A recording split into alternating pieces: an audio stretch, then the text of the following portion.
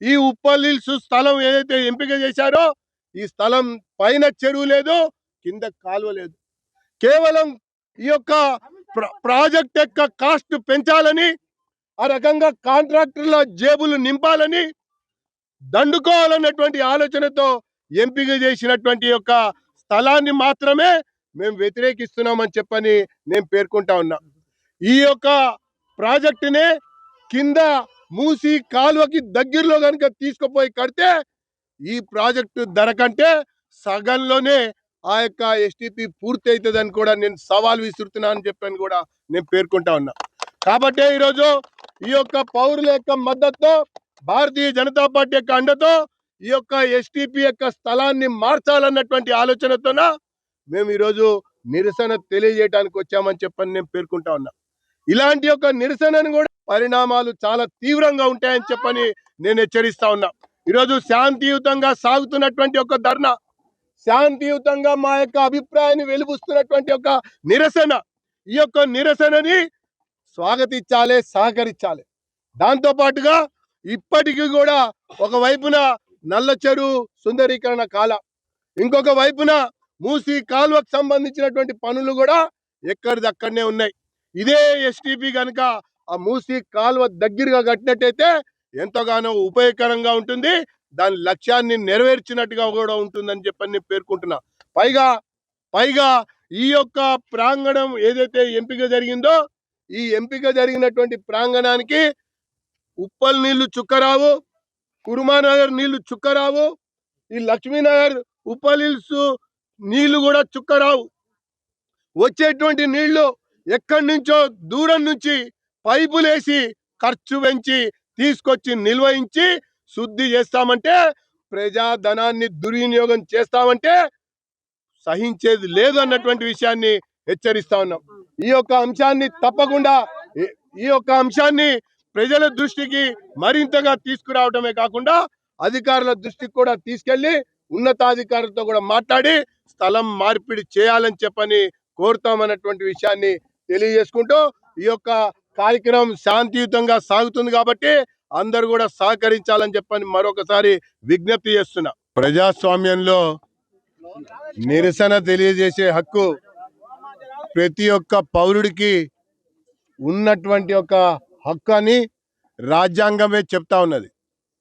ఒకవైపున ఈ యొక్క ఉప్పల్ హిల్స్ ప్రాంగణంలో నిర్మించాలని ఆలోచిస్తున్నటువంటి ఎస్టీపీ యొక్క స్థల ఎంపికలోనే అక్రమం జరిగిందని చెప్పని నేను తీవ్రంగా ఆరోపిస్తా ఉన్నా.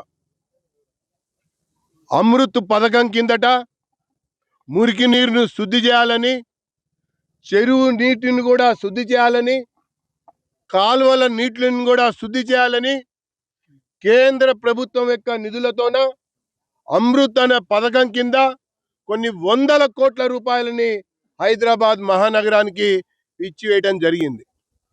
అయితే ఆ యొక్క పథకంలో భాగంగా ఇప్పటికే నల్ల చెరువు కింద ఒక ఎస్టీపీ ఉండంగా, ఆ యొక్క ఎస్టీపీ కెపాసిటీ పెంచడానికి అవకాశం ఉండంగా సంబంధం లేనటువంటి మరొక ఎస్టీపీని ఈ యొక్క కుర్మానగర్ ప్రజల్ని, ఉప్పల్ హిల్స్ ప్రజల్ని, అట్లాగే లక్ష్మీనగర్ ప్రజల్ని వారి యొక్క జీవితాలతో చెలగాటమాడుతున్నట్టుగా ఎస్టీపీని తీసుకొచ్చి ఇక్కడ పెట్టడమే చాలా పెద్ద ఘోరమైనటువంటి సాంకేతిక పరమైనటువంటి తప్పిదం అని చెప్పని నేను పేర్కొంటా ఉన్నా.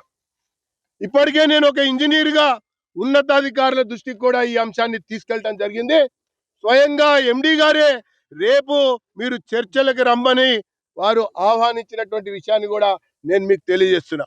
ఎక్కడైనా సరే, ఏ రాష్ట్రంలో అయినా సరే చెరువుల పైన ఆ యొక్క ఎస్టీపీల యొక్క నిర్మాణం జరుగుతుంది, కాలువల పైన ఎస్టీపీల నిర్మాణం జరుగుతుంది. ఆ చెరువులోకి వచ్చే నీళ్లు, ఆ కాలువలో పారే నీరు శుద్ధి చేసి వదలటమే ఈ ఎస్టీపీల యొక్క లక్ష్యం.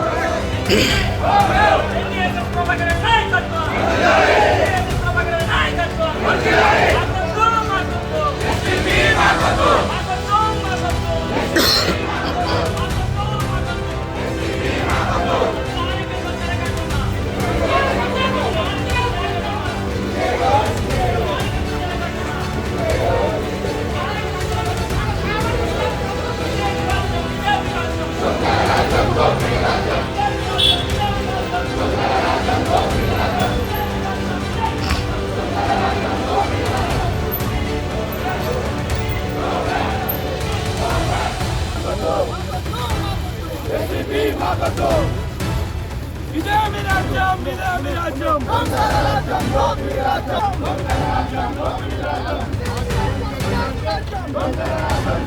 రాజ్యం